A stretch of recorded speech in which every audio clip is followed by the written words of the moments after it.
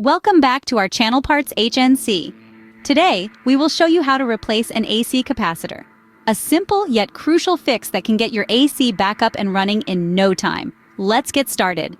Before we begin, safety is key. Always disconnect the power supply to your AC unit at the breaker box to avoid any risk of electric shock. Double check with a multimeter to ensure there's no electrical charge remaining in the AC capacitor before handling it.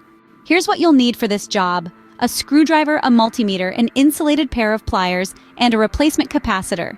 If your AC isn't cooling or is making a humming sound, it might be a capacitor issue. Locate the capacitor inside the unit. It's usually a cylindrical or oval-shaped component with wires connected to it. Now, disconnect the wires attached to the capacitor. Take a picture beforehand to remember which wire goes where.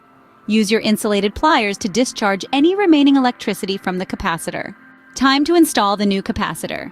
Attach the wires to their respective terminals as shown in your reference photo.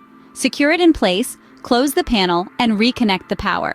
With everything reassembled, turn the power back on and test your AC. If it's running smoothly, you've just replaced your AC capacitor. Need HVAC parts?